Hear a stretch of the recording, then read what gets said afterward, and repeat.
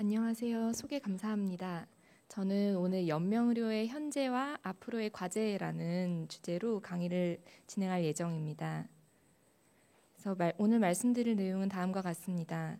이 연명의료 결정 제도에 대해서 먼저 간단히 소개를 드리고 연명의료 결정법이 시행된 지 지금 약 3년 반이 조금 넘었는데 연명의료 결정이 현재까지 어떻게 이루어졌는지 국내에서의 그런 현황을 좀 소개를 드리고 앞으로 해결해야 될 과제를 말씀드리겠습니다.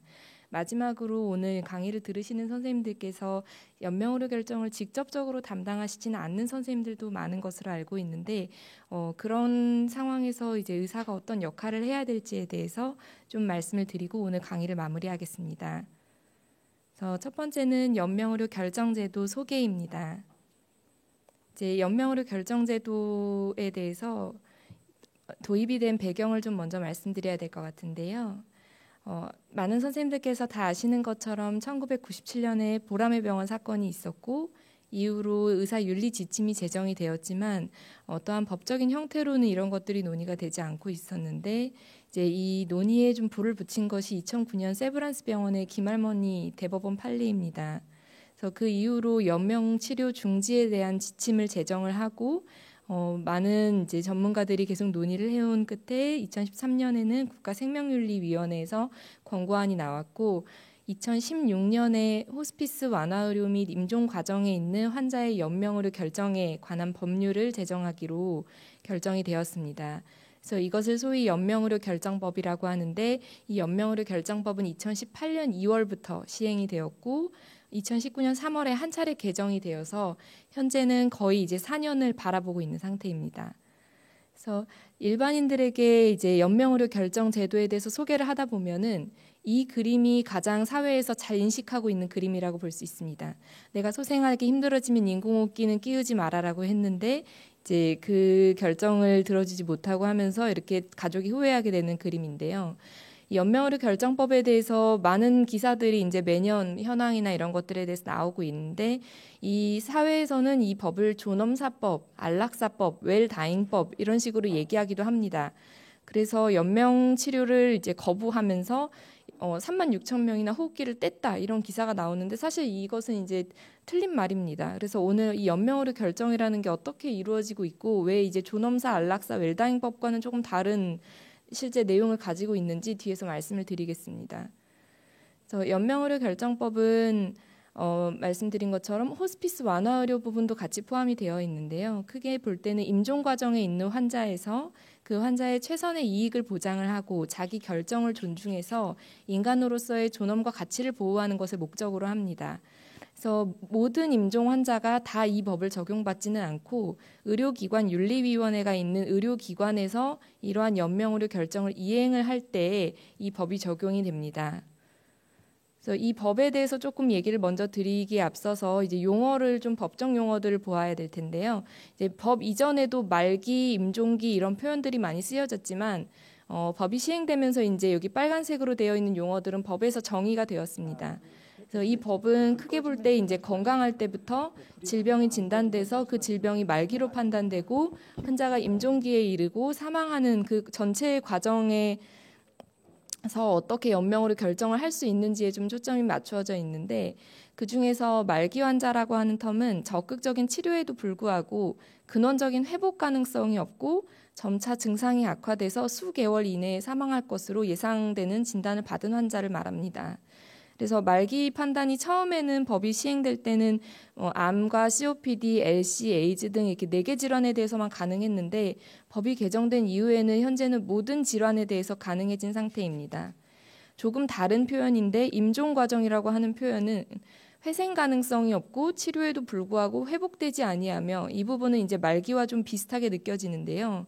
급속도로 증상이 악화돼서 사망에 임박한 상태라고 정의가 됩니다.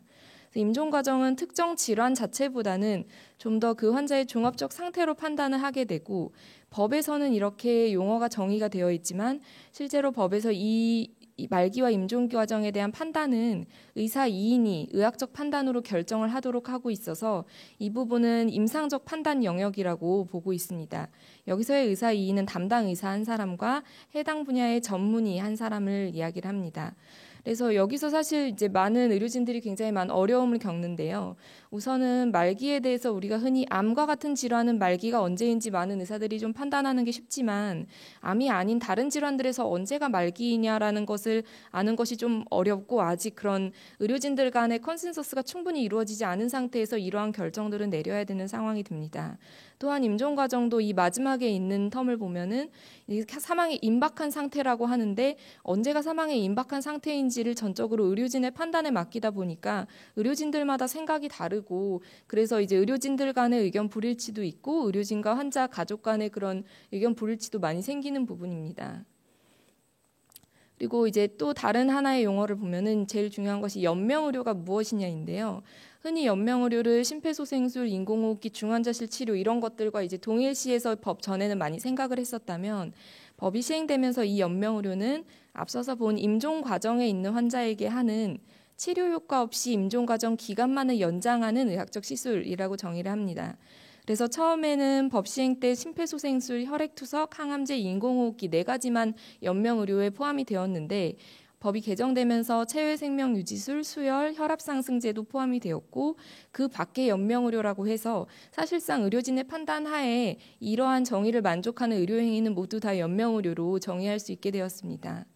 그래서 연명의료 결정, 연명의료 중단 등 결정이라고 하는 것은 이 임종 과정에 있는 환자에 대해서 지금 안 하고 있는데 앞으로도 연명의료를 하지 않겠다고 하는 유보를 결정하거나 혹은 하고 있지만 이것이 연명의료가 될 때 중단하겠다고 결정하는 중단을 모두 포함을 합니다. 따라서 의료 행위의 종류도 굉장히 다양할 수가 있고 그 하나하나에 대한 결정도 유보와 중단 중 하나가 될 수 있기 때문에 이것을 곱하면 사실상 연명의료 결정이라고 하는 것은 아주 많은 그런 경우의 수가 나오게 됩니다. 유보의 예시를 좀 보면은 급성 호흡곤란이 온 환자에게 기관삽관을 하지 않기로 하는 것, 혹은 심정지가 온 환자에게 심폐소생술을 하지 않기로 하는 것 이런 것들이 유보이고 중단의 경우는 인공호흡기를 하고 있는데 중단하는 결정 이런 것들을 말합니다. 그래서 흔히 연명의료에 대해서 결정했다라고 하면은 뭔가 한 가지만을 생각하기가 쉬운데 사실 그 구체적인 것들은 논의하는 거에 따라서 굉장히 다양해집니다. 연명의료 결정 이행 과정이라고 앞서서 말씀을 드렸는데요. 이 이행 과정이라고 하는 것은 이 연명의료를 원치 않는다는 환자 의사에 기반해서 구체적으로 어떤 의료행위가 연명의료가 되는지 판단을 하고 각 의료행위에 대해서 앞서서 본 것처럼 유보할지 중단할지 혹은 연명의료이지만 그래도 지속할지 이런 것들을 결정해서 행하는 과정을 의미합니다. 연명의료 중단 등 결정에서는 환자가 우선 임종 과정인지를 판단해야 되고 그리고 그 환자가 연명의료를 원치 않는 상태인지 이 의사에 대해서 확인을 해야 되고 이 2가지가 만족을 하면은 연명의료 결정 이행을 할 수 있게 되는 것입니다. 이제 법에서는 이런 표현이 있는데요. 연명의료 중단 등 결정을 이행할 때 통증 완화를 위한 의료행위와 영양분, 물 공급, 산소의 단순 공급은 유보하거나 중단돼서는 안 된다라고 이렇게 표현이 있습니다. 그래서 이것을 보다 보면 산소를 그러면 어디까지 투여를 하라는 것인가? 특히 병원에서도 인공호흡기가 아니어도 고유량 산소를 공급하는 그런 많은 장치들이 있기 때문에 그런 것까지는 다 해야 되는지 이런 것들을 이제 의료진들이 좀 고민하게 되는데 이 표현은 임종이 임박할 때까지 무조건 이렇게 IV로 뉴트리션을 달거나 하라는 것이 아니라 편안한 임종 돌봄을 위해서 필요하면 이런 것들을 조정할 수 있는데 근본적으로 환자에게 이런 것들을 공급하지 않음으로써 환자를 임종하게 만드는 행위를 하지는 않아야 된다라는 의미라고 볼 수 있겠습니다. 이행 과정에 대해서 조금 더 자세히 살펴보겠습니다. 앞서서 얘기 드린 것처럼 환자가 일단 연명의료를 원치 않는지에 대한 것을 파악하는 게 중요한데요. 환자가 스스로 의사결정이 가능하고 앞서 얘기한 연명의료를 원치 않고 아직 문서를 작성한 적이 없는 경우에는 병이 없는 사람조차도 누구든지 사전 연명의료 의향서를 작성을 할 수가 있고 말기나 임종 과정으로 판단할 때는 연명의료 계획서라고 하는 것을 작성할 수가 있습니다. 그래서 이 2 문서에서는 구체적인 의료 행위에 대한 가부가 포함되어 있지 않습니다. 그리고 흔히 이제 중환자실을 갈지 말지 이런 걸 논의하는 과정에서 이제 같이 작성을 하게 되는 경우가 많지만 사실 이제 이 문서들은 중환자실에 입시를 안 하겠다 이런 거부 동의서라고 볼 수 있지 않습니다. 그래서 이 문서들에서 나타나 있는 표현은 나는 의료진이 임종 과정으로 판단했을 때 그때에는 연명의료를 하지 않거나 중단하는 것에 동의한다라는 내용이 됩니다. 그래서 이러한 결정을 환자가 스스로 할 수 있는 것이 중요한데 이 환자가 스스로 의사결정이 가능하다고 하는 것은 단순히 의사소통이 되는 것과는 다릅니다. 그래서 예, 아니요 응답이 가능한 것만 의미하지는 않기 때문에 의사결정 능력이 있는지를 먼저 판단을 해야 되는데 보통은 너무 일관성이 없거나 앞뒤가 안 맞거나 흔히 일반적이지 않은 결정 에는 이런 결정을 내릴 때에는 의사결정 능력이 있는지에 대한 것을 평가해보는 것이 중요합니다. 그래서 이 사전 연명의료 요양서는 19세 이상 성인이 본인이 직접 작성을 할 수 있는데 이런 사전 연명의료 요양서를 등록하도록 되어 있는 그런 등록기관의 상담사와 작성을 해서 이제 남겨둘 수 있고요. 연명의료 계획서는 의료기관 윤리위원회가 설치된 의료기관의 의사와 함께 작성을 할 수 있습니다. 그래서 두 서류의 공통점은 환자 본인이 의사결정 능력이 있어야 되고 가족이 대리 작성하는 것은 불가능한 부분입니다. 근데 환자가 사실 의사결정이 불가능할 때에 이러한 논의를 하게 되는 경우들도 상당히 있습니다. 그래서 이러한 의사결정이 불가능할 때에는 어떻게 이 환자의 의사에 대해서 가족이 결정하게 되는지에 대해서 살펴보겠습니다. 법에서는 임종과정 판단 시에 가족이 대리 결정할 수 있도록 되어 있습니다. 이 이야기는 임종과정이 판단될 때만 논의를 시작하라는 것이 아니라 그 전까지 논의는 얼마든지 가능하지만 문서화하는 것은 이때에만 가능하다는 것을 의미합니다. 여기서의 가족은 배우자, 직계 존속, 비속까지를 얘기를 하고 있고 만약에 이러한 가족이 없으면 형제, 자매까지 포함이 됩니다. 그래서 이 가족은 환자 본인 기준으로 가족관계증명서를 확인해서 나오는 가족이기 때문에 사실은 이러한 1번, 2번, 3번에 해당하는 가족이 실제로 연락이 두절이 되거나 뭐 관계가 소원하거나 해서 만나고 있지 않더라도 여기 대리 결정해야 되는 법적 가족에는 포함이 됩니다. 제외 가능한 경우가 이게 행방불명이나 실종 선고를 받거나 아니면 의식불명이나 예를 들어 뭐 치매라던가 이런 것에 대한 증명서를 제출하는 경우에만 가능하기 때문에 이 가족의 범위가 예전에 법 시행 초기에는 이촌까지 되어 있어서 사실 뭐 이게 굉장히 고령의 조부모나 손자, 뭐 해외에 있는 손자, 손녀 이렇게까지 논의를 해야 되면서 되게 어려운 점이 많았지만 지금은 이제 조금 그런 것들이 간소화된 편이 있습니다. 이 가족의 대리 결정은 두 가지 중에 하나로 이어지게 되는데요. 첫 번째는 이제 환자가 기존에 적어도 연명의료에 대해서 구두로라도 의사 표현은 한 적이 있으면 가족 두 사람이 환자 표현에 대해서 진술하는 것입니다. 그래서 이때 두 사람은 이제 여기 해당되는 사람 중 두 사람만을 얘기를 하는 것이고요. 이 환자의 연명의료에 대한 표현을 보통 이런 식으로 확인하게 됩니다. 평소에 나는 나중에 인공호흡기 같은 건 달지 말라. 혹은 기계를 주렁주렁 달고 마지막을 맞이하진 않게 해달라. 뭐 이게 돌아가실 때는 고생 안 하고 정말 편안하게 죽을 수 있도록 해달라라고 하셨다라고 하는 것을 이제 우리가 연명의료에 대한 의사 표현으로 보게 됩니다. 하지만 사실 우리나라가 이게 죽음에 대해서 많이 이야기하는 문화가 없다 보니까 환자가 전혀 이런 것에 대한 표현을 해놓은 적이 없는 경우가 있는데요. 그런 경우에는 가족 전원이 합의를 하도록 하고 있습니다. 근데 이제 가족 전원의 합의라고 하는 것은 가족들이 뭘 하고 싶은지를 합의하는 것이 아닙니다. 그래서 환자가 이렇게 기존 표현한 의사를 모를 때 이것은 대리 의사결정의 영역이 되는 것인데 대리 의사결정을 하게 되는 그런 기준들이 몇 가지 있습니다. 첫 번째는 추정 판단 기준이라고 해서 환자가 만약에 의사결정을 할 수 있다면 지금은 할 수 없지만 할 수 있다면 이 상황에서 환자는 무엇을 원할 것인지를 가족들이 생각해 보게 하는 것입니다. 그래서 환자의 평소 가치관이나 이전의 치료 선택들로 의향을 미루어 짐작을 하고 그에 따라서 의사결정을 하는 것이고요. 만약에 이런 것들을 하기가 어렵다라고 판단이 될 경우에는 최선의 이익 기준을 많이 따르게 됩니다. 의학적으로 환자에게 최선이 되는 이익이 되는 선택을 하는 것이고 이제 합리적인 인간이라면 어떠한 선택을 할 것인지를 생각하게 됩니다. 그래서 환자 가족들이 환자를 대신해서 의사결정을 할 때에는 의료진이 이러한 점을 고려해서 환자가 했을 법한 그리고 환자에게 최선이 되는 결정을 하도록 의료진이 도와야 됩니다. 이렇게 환자의 의사를 확인하게 되면 의료진이 임종 과정으로 판단하는 것도 함께 선결이 되어야 되는데요. 앞서 말씀드린 것처럼 이제 임종 과정이라고 하는 것이 의사 고유의 권한이고 이 판단 자체가 만약에 환자가 사망을 임종과정 판단을 했는데 그 뒤에 사망을 하지 않더라도 그래도 이 판단은 연명의료 결정법에 따라서 존중이 됩니다. 즉 임종기 판단 이후에 회복되었다고 뭐 처벌되거나 하는 일들은 없습니다. 이 임종 과정에 대한 판단은 이렇게 의사 두 사람이 서면으로 남겨두도록 하고 이 임종 과정으로 내가 판단하게 되는 그런 사유, 내용을 기입을 하도록 합니다. 그래서 보면은 예를 들어서 폐혈증으로 항생제를 사용을 했는데 균이 음전되지 않고 승합제를 사용해도 적절한 혈압이 유지되지 않고 다발성 장기 부전과 심정지가 있어서 임종 과정에 있는 것으로 판단한다. 이런 식으로 이제 내용을 남겨놓게 됩니다. 그래서 임종 과정 판단은 사실 많은 의료진들에게 너무 어렵습니다. 보통 우리가 그냥 흔히 논의할 때 환자 가족들이 언제쯤 돌아가실 것 같습니까? 라고 물어보면 사실 모릅니다 라고 대답을 하는 게 맞지만 그래도 의료진에게 있어서 그런 것들을 잠정적으로 계속 판단을 해야 환자에게 어떻게 의료행위를 할지를 결정을 하게 되는데요. 이 임종과정 판단을 돕기 위해서 지침이나 이런 것들이 각 세부 질환별로 많이 나온 것은 전혀 없습니다만은 그래도 대한의학회에서 말기와 임종 과정에 대한 정의 및 의학적 판단 지침 혹은 뭐 임종 돌봄 임상 진료 지침, 중환자실에서의 그런 권고안 같은 것들이 나와 있어서 다음과 같이 좀 참고를 할 수 있도록 하고 있습니다.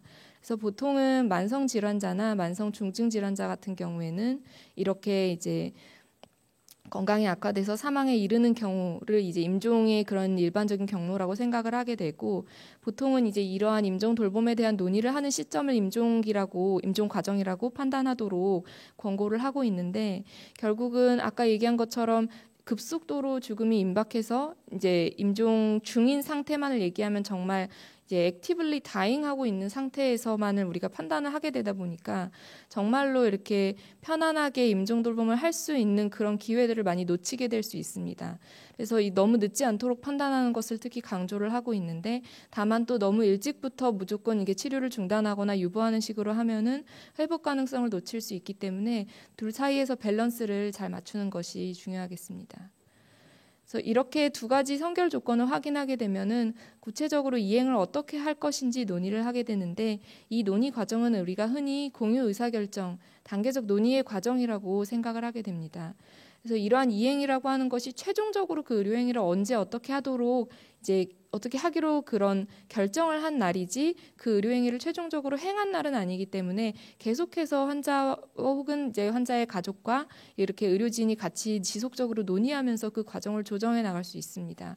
이 이행에 대해서도 이게 서류를 같이 작성하도록 하는데 예를 하나 들어보면은 고혈압, 당뇨, 경도 치매 등의 기저질환이 있는 78세 여자가 이제 폐렴이 있는데 폐렴이 악화돼서 연명의료 논의를 하게 되었습니다.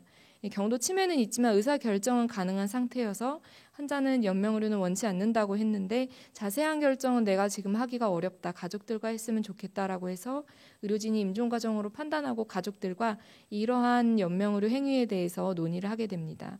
그래서 가족들과 심폐소생술, 혈액투석, 그다음에 인공호흡기 같은 것은 안 하기로 유보를 하기로 했고요. 그다음에 이 환자는 암 환자가 아니고 항암제 투여는 적응증이 안 되니까 유보를 하기로 했습니다. 그리고 체외생명 유지술 역시 연령이나 여러 가지 질환들을 볼 때 적응증이 되지 않아서 유보를 하기로 했고 가족들이 연명의료가 되더라도 수혈은 필요하면 끝까지 받고 싶다고 해서 이 수혈은 하기로 했습니다.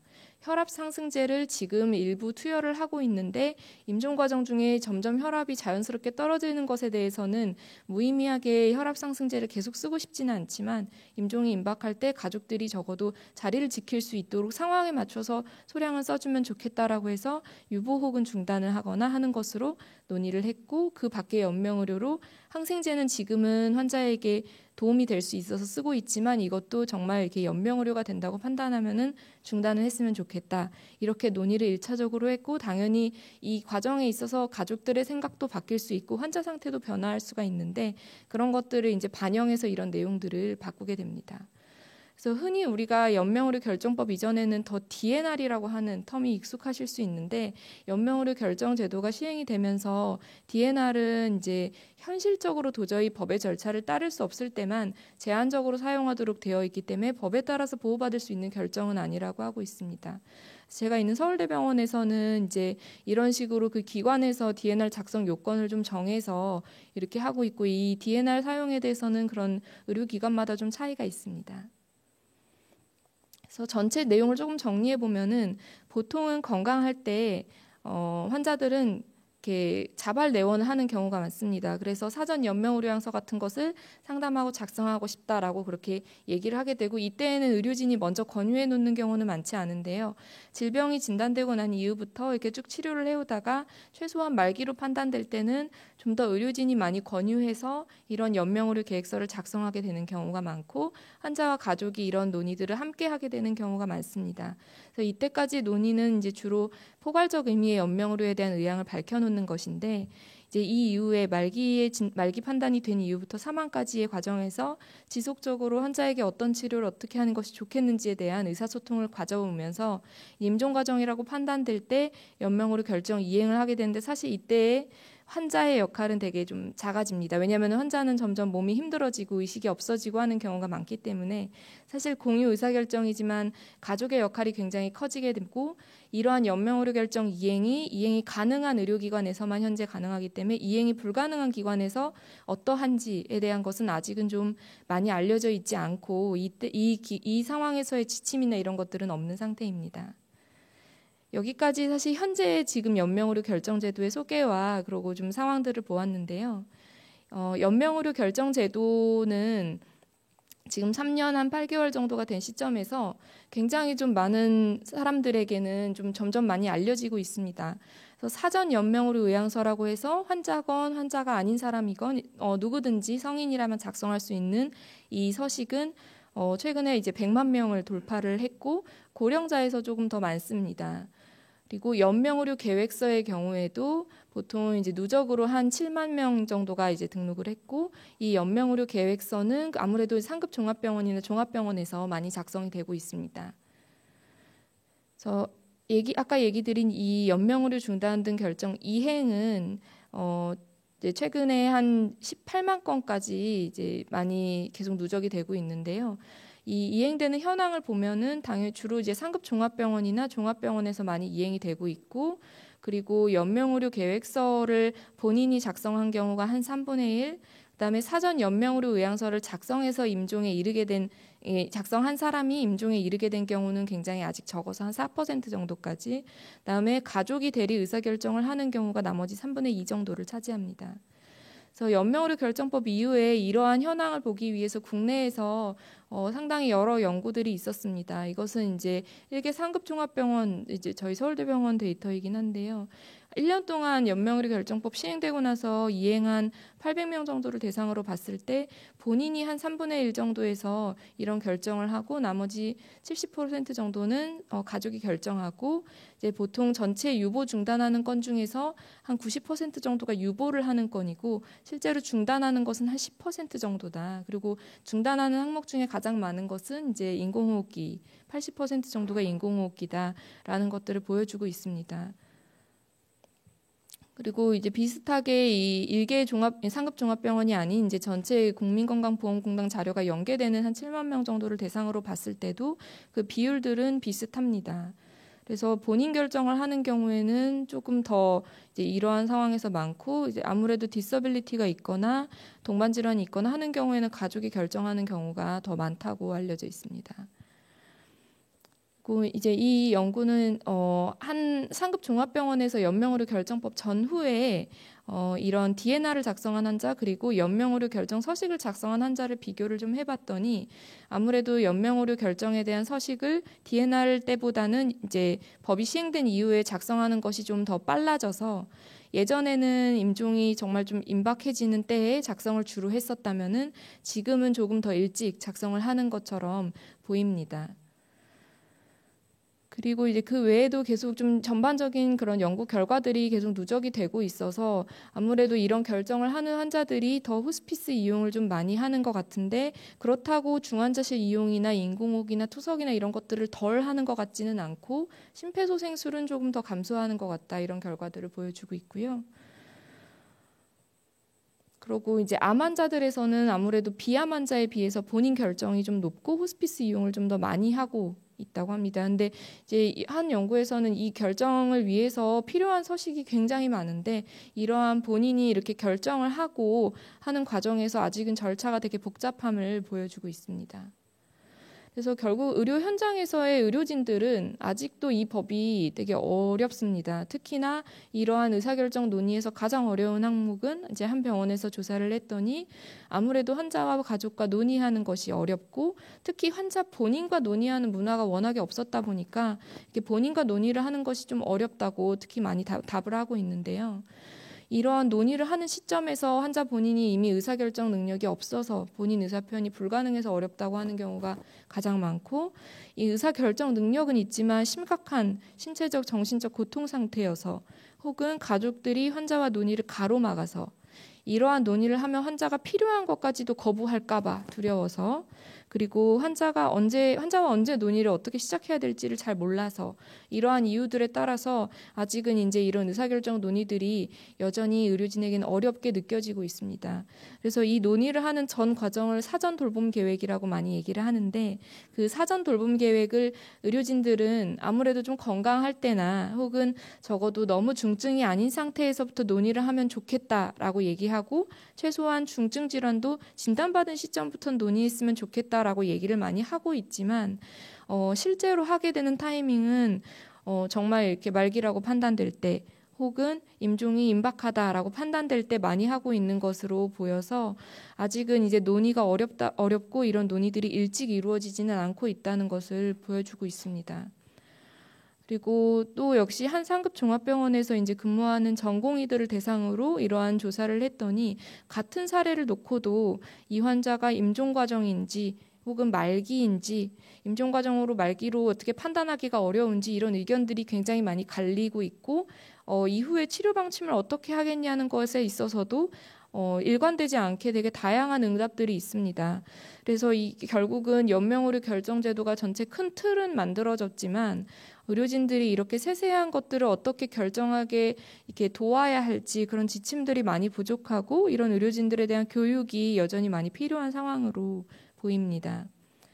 정리를 좀 해보면 연명의료 결정법이 시행된 이후의 변화는 어쨌든 환자의 그런 자기 결정이 많이 증가하고 있다는 것입니다. 아직 더 많이 올라오진 않고 한 3분의 1 정도까지 증가하고 있기는 하지만 그래도 앞으로 이제 법이 좀 더 지속되다 보면은 이러한 결정이 더 일찍부터 이루어지지 않을까라고 생각하는 부분이고요.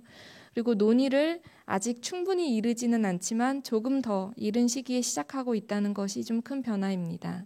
그리고 이제 결정법이라고 하는 것이 생기면서 결국 임종기 연명의료 결정의 이런 전반적인 프로세스가 마련이 되었고 이 결정을 관장하는 조직과 정책을 마련할 수 있는 틀이 생겼다고 하는 것이 큰 변화가 되겠습니다. 하지만 이제 아직도 여전히 한계점이 많습니다. 그리고 이 한계점에 따라서 향후 이슈들을 생각을 해야 할 텐데요. 첫 번째 한계점은 여전히 이 결정이 임종 과정에만 국한되었다고 하는 것입니다. 물론 임종 과정의 판단도 아직 어려워서 정말 이 시기에도 이렇게 결정을 하는 것이 맞는지 아닌지에 대해서 의료 현장에서는 고민을 하고 계시지만 사실 사람들의 생각은 좀 더 오히려 일반인들의 생각은 의료진들보다 더 빨리 앞서 나가는 것 같습니다. 왜 이것을 정말 임종이 임박할 때만 이렇게 내가 바라는 대로 할 수 있는 것이냐. 그 대상을 더 말기까지 확장을 해야 되는 게 아닌지 혹은 상황에 따라서는 말기나 임종 과정으로 앞에 정의에 맞춰서 판단할 수는 없지만 완전히 이렇게 회복 가능성, 이게 기능적인 회복 가능성은 전혀 없는 식물 상태의 환자에서는 이러한 연명의료 결정을 할 수 없는 건데 그러한 환자에서는 이러한 의료행위에 대한 결정을 어떻게 해야 될지 이런 것들에 대해서 논의를 하는 과정이 앞으로 장기적으로 이제 중요한 이슈가 될 것이라고 생각을 합니다. 그리고 이 부분은 환자, 가족 그리고 의사들 사이에서도 생각이 아주 다양할 수가 있기 때문에 많은 컨센서스를 이제 이루고 사회적인 그런 합의들을 도출해야 될 것으로 생각이 됩니다. 그다음에 두 번째 한계점은 이 법에서 아무래도 서식 작성에만 좀 더 매몰이 되고 이것을 논의하는 전체적인 사전 돌봄 계획 과정은 아직은 좀 덜 부각이 되고 있다는 점입니다. 결국은 이제 이 법에서는 이 서식을 써놨느냐 아니냐에 따라서 결국 우리가 결정을 하게 되는데 결국 이제 논의를 하는 그 과정이 중요하기 때문에 이런 지속적인 논의를 하는 것에 대해서 적절한 지원 시스템이 필요합니다. 아까 얘기한 것처럼 의료진들의 그런 교육이라던가 이런 것도 뒷받침이 돼야 되지만 이 서식을 작성할 때만 현재 수가가 발생하도록 되어 있는데 그럼 논의하는 과정이 사실 더 길어지더라도 그거에 대해서는 아무런 보상이나 이런 것들이 없는 것이기 때문에 그런 부분에 대한 이제 체계적인 지원 마련이 필요할 것으로 보입니다. 그다음에 세 번째는 이제 법적 가족에만 국한된 대리 결정이라는 것입니다. 요즘은 정말 가족의 그런 관계와 정의가 많이 바뀌고 있어서 무연고자도 너무 많은데 이 무연고자가 미리부터 이렇게 본인의 의사결정을 해두더라도 앞서서 얘기 드린 것처럼 임종이 임박할 때 세세한 의료 결정에 대해서는 누군가 대리 의사결정을 일부 해야 될 수밖에 없습니다. 근데 그런 것들이 잘 이루어지지 않고 이러한 이제 연명의료에 대한 의향을 미리 표현하지 못하는 무연고자들에서 지금 이제 연명의료 결정법에 따라서 적용할 수 없기 때문에 정말 그냥 이렇게 무의미한 심폐소생술이라던가 이런 것들을 해야 되는 상황들이 오고 있고 이제 그런 부분들에 대해서 어떻게 해결해야 될지가 앞으로 중요한 이슈가 되겠습니다. 근데 무연고자뿐만이 아니라 사실은 기존에 가족이 있는데 그 가족관계가 단절되거나 아주 복잡한 가족관계에 문제가 있는 경우에도 참 이제 이런 대리 결정이 어렵습니다. 가령 지금 있는 사실혼 관계의 배우자가 전적으로 환자를 돌보고 환자의 최근 치료 과정을 다 같이 따라다니면서 의사결정을 도와왔지만 이 연명의료에 대한 그런 결정을 하는 과정에서는 법적 가족이 아니라는 이유로 배제가 되고 전혀 생판 모르는 이제 거의 막 몇십 년 이상 연락이 두절된 그런 자녀를 찾아서 그 자녀가 이제 대리 의사결정을 해야 되는 상황이 오는 것인데 이 대리 의사결정이라고 하는 게 결국은 그 환자의 최선의 이익을 잘 대변해 줄 수 있는 윤리적으로 이제 적절한 그런 대리 의사결정이 돼야 되는 것이 중요하기 때문에 장기적으로 볼 때에는 대리인 제도의 필요성이나 이런 것들이 이제 계속 도출이 될 것이라고 생각이 됩니다. 다음 네 번째 한계점은 윤리위원회가 있는 병원에서만 이행이 가능하다고 하는 것인데요. 이 윤리위원회라고 하는 것이 이제 만족을 시켜야 되는 요건들이 여전히 좀 복잡하고 그러기 때문에 이 윤리위원회를 확대하려고 하는 노력이 있기는 합니다만 실제로는 좀 어렵습니다. 그리고 윤리위원회를 확대하더라도 그 윤리위원회가 정말 이런 갈등들을 중재하고 심의하고 하는 기능을 올바르게 할 수 있는지도 좀 아직은 이제 미지수이고요. 그래서 결국은 현실적으로 많은 요양병원들에서 임종을 하고 있습니다만 요양병원들에서 이러한 이제 윤리위원회를 통해서 이행이 되지 않기 때문에 이런 이행이 불가능한 병원에서 의료진들이 어떻게 해야 될지에 대해서는 법에서는 지금 테두리에서 벗어나 있는 상황이고 법이 아닌 그런 이제 의료 행위에 대한 지침에 대해서는 그냥 일반적인 의료법을 따르고 있도록 하는데 이제 연명의료 결정 이행이라고 하는 것이 이미 틀이 좀 잡혀져서 한쪽에서는 굉장히 좀 틀에 맞게 되고 있고 윤리위원회가 없다는 이유만으로 한쪽에서는 너희가 알아서 해라 이런 것들이 이제 앞으로 좀 적절하지 않을 것으로 보여서 이런 논의들이 필요할 것 같습니다. 마지막으로 연명의료 결정은 현재 질환을 하나 정하지 않고 모든 질환에서 하도록 되어 있는데 연명의료 결정을 하게 되면 사실 이제 그 환자가 결국 편안한 임종 돌봄을 할 수 있도록 하는 이런 호스피스 완화 의료나 이런 것들이 같이 서포트가 되어야 되는데요. 이 호스피스 완화 의료는 아직 굉장히 일부 질환에만 국한되어 있습니다. 그래서 결국은 연명의료 결정을 하는 환자나 가족들이 늘 얘기하는 게 우리가 이 결정을 안 하면 편안하게 임종할 수 있도록 호스피스 기관을 이용할 수 있느냐라고 할 때 암 환자가 아니면 불가능합니다. 이러면 굉장히 좀 낙심하고 그럴 거면은 그냥 서울대병원에서 연명의료를 하겠다 이런 상황들도 종종 생기고 있어서 연명의료 결정 이후에 적절한 임종돌봄 제공을 위해서 대안이 될 수 있는 그런 시스템 마련이 앞으로 필요합니다. 결국 호스피스 완화 의료를 모든 질환자, 임종 환자에게까지 다 적용하는 것은 현실적으로 쉽지 않을 수 있지만 서비스 확대는 필요할 텐데 이 호스피스 완화 의료의 그런 서비스까지는 아니어도 의료진들이 일반적으로 그런 편안한 임종돌봄을 제공하는 완화 의료에 대한 교육이라던가 이런 것들이 앞으로 많이 필요해질 것으로 생각이 됩니다. 여기까지 이제 지금 이 법의 그런 현황 그리고 문제점 앞으로 어떤 것들이 이슈가 될지에 대해서 얘기를 드렸습니다. 마지막은 이제 이 강의를 들으시는 선생님들께서 혹시 이런 연명의료 결정에 대한 것을 접하시거나 할 때 어떤 역할을 해주셨으면 좋겠는지에 대한 이제 제 의견이기도 한데요. 연명의료 결정제도에서의 의사의 역할은 첫 번째로는 이게 세 가지를 생각해 볼 수 있습니다.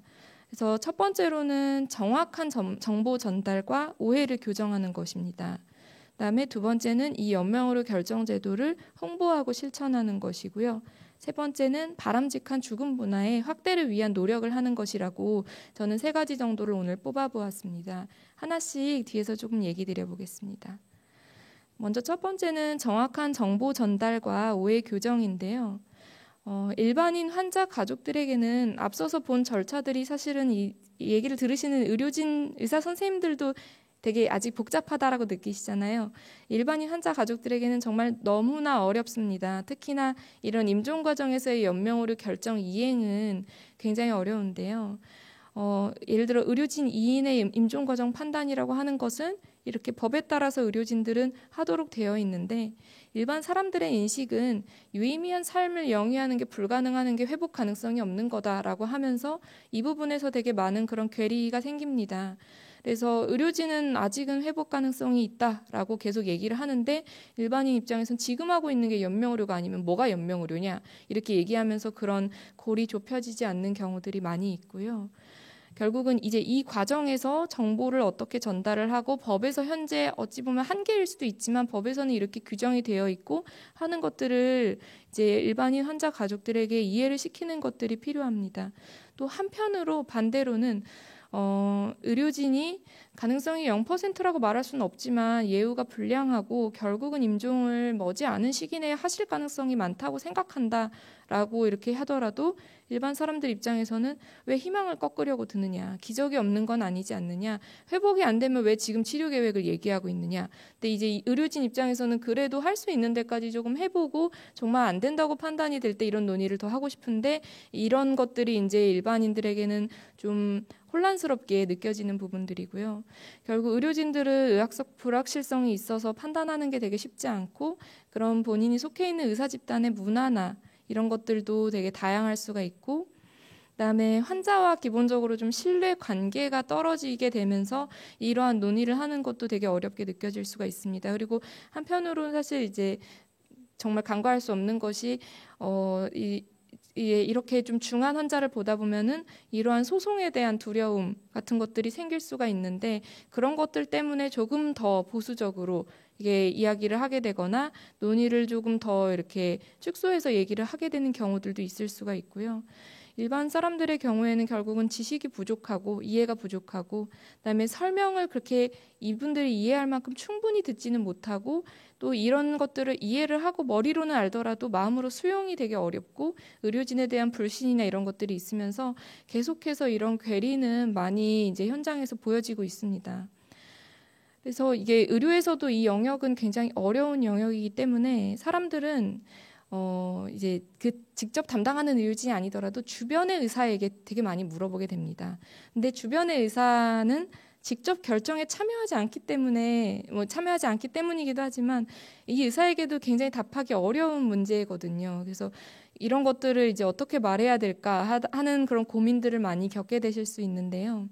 의사의 이런 정보 전달과 오해 교정에서의 역할은 좀 다음과 같이 정리를 해볼 수 있겠습니다. 첫 번째는 일단 법의 취지를 잘 이야기를 해주는 게 필요하고요. 이 법은 기본적으로 환자의 결정, 생각을 존중하는 법이고 하려고 하는 법이고 환자에게 최선의 이익이 되도록 하는 방향을 마련하기 위해서 만들어진 법이다라고 얘기를 해줄 수가 있고 그렇기 때문에 현재 이 환자의 회복 가능성이나 정말 돌아가실 가능성이 얼마나 되는지 어떤 걸 연명의료라고 판단하는지 이런 거를 담당 의료진이랑 상의를 해볼 것을 추천을 할 수 있겠습니다. 그리고 이제 주변의 의사의 역할로 중요한 것은 환자의 의사에 대해서 이런 얘기를 보통 환자 본인이 직접 물어보기보다는 환자 가족이 이렇게 아는 지인들에게 물어보는 경우가 많거든요. 그래서 환자분은 어떻게 생각하시는 것 같은지 이런 것들을 좀 가족에게 물어보고 그다음에 가족도 이게 의견이 예를 들어 갈린다면은 이게 의료진과 상의하는 것도 중요한데 환자 생각을 일단 존중을 해야 되고 환자 생각뿐만이 아니라 가족들도 이렇게 의견이 좀 어느 정도 통일이 되어야지 이런 것들을 의료진과 같이 잘 논의할 수 있다라는 이야기를 해주는 것이 필요하겠습니다. 근데 그래도 환자 가족과 담당 의료진 간의 갈등이 정말 해결되지 않아서 계속 평행선을 달릴 경우에는 법에서 의료기관 윤리위원회라는 것이 있어서 그런 것 것들을 이용할 수 있는 경우도 있다고 들었는데 그런 것들도 같이 알아보라라고 이야기해 주시는 것이 필요할 수 있겠습니다. 그리고 두 번째, 연명의료 결정제도의 이제 홍보와 실천인데요. 요즘 보다 보면 이제 연명의료에 대한 본인 의향을 미리 남겨두고자 하는 사람들은 굉장히 생각보다 많습니다. 근데 이제 아까 앞서서 얘기한 것처럼 말기나 임종 과정으로 판단할 때는 담당 의사가 연명의료 계획서를 작성하자고 먼저 얘기를 하기도 하지만 그렇지 않은 경우에 이런 사전 연명의료 의향서를 어디서 어떻게 작성할 수 있는지는 잘 모르시는 경우가 많고 이런 걸 작성하기 전에 주변의 의료진에게 아는 의료진에게 상의하고 싶어하는 그런 경우도 되게 많습니다. 그래서 아까 얘기한 것처럼 사전 연명의료 의향서는 이렇게 그 등록기관에서 정해진 등록기관에서 상담사랑 상담을 할 수가 있도록 되어 있는데 이런 것들에 대해서 이제 알려주고 작성을 좀 독려하는 것이 이 의사의 중요한 역할이 되겠습니다. 그래서 의향을 밝히거나 고민하는 사람들에게 사전 연명의료 의향서는 뭐 그런 걸 작성해 놓는다고 진짜 필요한 치료를 못 받는 것도 아니고 그다음에 누구나 미리부터 작성해 놓을 수 있는 것이라고 들었다. 고민하고 있다면 그런 것들을 남겨두시는 것도 좋겠다라고 이렇게 추천을 해볼 수가 있고요. 아니면은 최소한 반대하거나 잘못된 정보를 주지는 않는 것이 되게 중요합니다. 저희가 가끔 이제 병원에서 그런 의료진과 갈등을 빚는 환자 가족들이 이제 가장 좀 설득이 안 되는 경우는 주변 의료진한테 물어봤더니 이런 거 작성하면은 나중에 막 갑자기 중단해버리고 할 수 있다고 들어서 절대로 안 하겠다. 이렇게 얘기하시는 경우에는 사실은 이제 좀 그 의사가 완전 잘 모르고 얘기한 거다 이렇게 말하기 참 또 고민이 되는 상황들이거든요. 그래서 주변의 의료진이 이런 것들에 대해서 잘못된 정보를 준 것은 환자와 가족들에게 굉장히 머릿속에 깊게 남는 것 같습니다. 그래서 정확한 정보를 주는 것도 앞에서 얘기한 것처럼 중요한데 이제 적어도 이런 것들에 대해서 좀 긍정적으로 이야기를 해주는 것들이 필요할 수가 있겠고요. 또 하나는 이제 의사 본인 우리들도 언젠가는 연명의료에 대한 논의를 하고 결정을 해야 되는 사람이 될 수가 있습니다. 그렇기 때문에 의사 본인의 연명의료에 대한 의향을 미리 숙고를 해두고 그다음에 그런 것들에 대해서 사전 연명의료 의향서 같이 서식을 미리 작성해 놓는 것을 고려할 수가 있고요. 그리고 이제 주변의 지인들, 가까운 지인들에게는 이런 연명의료에 대해서 한 번쯤 생각해보고 이런 것들을 미리 문서로 남겨두는 것에 대해서도 독려를 하는 것이 중요한 역할이 되겠습니다. 마지막으로는 이제 바람직한 죽음 문화의 확대를 위한 노력인데요. 연명의료 유보 중단 결정을 하면 아까 앞에 처음에 얘기 드린 것처럼 존엄한 임종이 되는가? 혹은 안락사 혹은 웰다잉 하는 것인가? 라고 할 때 이것은 절대 동의어가 아닙니다. 연명의료 유보 중단 결정은 정말로 이제 임종 과정에서 그러한 의료행위를 연명의료가 되는 의료행위를 어떻게 할지만 결정을 하는 것이고 사람들이 원하는 것은 존엄하고 편안한 임종이기 때문에 이 존엄하고 편안한 임종이 되게 하기 위해서는 죽음에 대해서 미리 생각을 해보면서 그런 것들에 대해서 미리 준비를 하고 어떻게 하면은 그런 것들을 의료적으로 도움받을 수 있는지 담당 의료진과 미리부터 상의하는 과정이 되게 필요한데 그러려면은 이제 죽음에 대해서 너무 이렇게 두려워하지 않고 생각해 볼 수 있는 그런 문화 자체가 형성이 되고 점점 더 확대가 돼야 된다고 생각을 합니다. 그래서 이 부분에 있어서는 우리가 의료진이 직접적으로 뭔가를 하는 것은 아니더라도 이런 이야기에 대해서 조금 더 주변 사람들과 이야기를 하고 하는 모습들을 보이고 하면은 이제 이런 문화의 확대에 도움이 되지 않을까라고 생각이 됩니다. 그래서 보통 사람들이 생각하는 좋은 죽음, 굿 데스는 이제 존엄성을 가진 그런 한 개인으로 대해지는 것, 그리고 통증이나 다른 증상에서 해방되는 것, 그다음에 이제 친근한 환경 안에 있는 것, 그리고 가까운 가족이나 친구와 함께 있는 것, 이런 것들을 여러 가지 요소들로 이렇게 대변이 되는데요. 사람들은 생각보다 그냥 내가 이런 거 남겨두고 하면은 나중에 이렇게 편안하게 집에서 혹은 원하는 장소에서 임종을 할 수 있을 것이다라고 생각하지만 실제로 의료 현장에서는 상황이 그렇지가 않고 특히나 의료기관에서 임종을 많이 하는 우리나라에서는 이 의료기관에서 연명의료 결정에 대한 것뿐만이 아니라 정말 세세하게 의료 행위들에 대해서 어떻게 해야 될지를 다 의료진들과 점점 논의하는 문화가 되어가고 있습니다. 그래서 이러한 것들에 대해서 미리부터 환자 가족들이 생각해 볼 수 있게 보시는 환자분들에게도 그렇게 이야기를 해주시면 너무 좋을 것 같고 의료진들 본인도 이런 것들에 대해 생각해보고 계속 사회의 일원으로서 고민하고 이야기하는 시간을 가지면 큰 도움이 될 것 같습니다. 그래서 결국은 앞서서 연명의료 결정 제도에 지금 현재 그리고 미래의 어떤 이슈들에 대해서 얘기를 드렸는데 이게 사람들이 바라는 이상적인 모습은 이런 모습입니다. 근데 아직은 이런 이상과 현실 간의 괴리가 너무 크고요. 그래서 우리가 이 괴리를 점점 좁히기 위해서 해야 될 수 있는 일들에 대해서 오늘 전반적으로 이야기를 드렸습니다. 그래서 보통은 이제 연명의료에 대해서 제일 잘 나와 있는 것은 국립연명의료관리기관의 홈페이지고요. 여기에 실제로 많은 그런 소개나 홍보 자료들이 있고 아까 얘기 드린 사전 연명의료 의향서를 작성할 수 있는 기관들이 어디인지 의료기관 윤리위원회를 운영하는 기관들이 어디인지 이런 것들이 다 조회가 가능합니다. 그래서 보통 이제 이런 것들을 작성하고 싶다라고 할 때 누군가 얘기할 때 여기 들어가서 찾아보도록 할 수도 있겠고 보통 이제 공단지사들이 대체로 다 작성이 가능한데 굉장히 막 요즘 사람들이 많이 작성하려고 하고 그러다 보니까 대기는 되게 긴 것으로 알고 있습니다. 그래서 이런 것들을 한 번쯤 찾아보시고 또 주변에도 알려주시면 좋을 것 같고요. 지침으로는 아까 얘기 드린 이런 몇 가지 지침들이 있고 그다음에 연명의료에 대해서 좀 요즘에 전반적인 의료 현장에서의 그런 시각이랑 이런 것들을 보여주는 책들도 되게 많이 나와 있는 것 같습니다. 그래서 이런 것들을 참고해 보시고 궁금한 부분이 있으면은 또 이렇게 문의를 주시고 하면 좋을 것 같습니다. 오늘 제 강의는 여기까지입니다. 경청해 주셔서 감사합니다.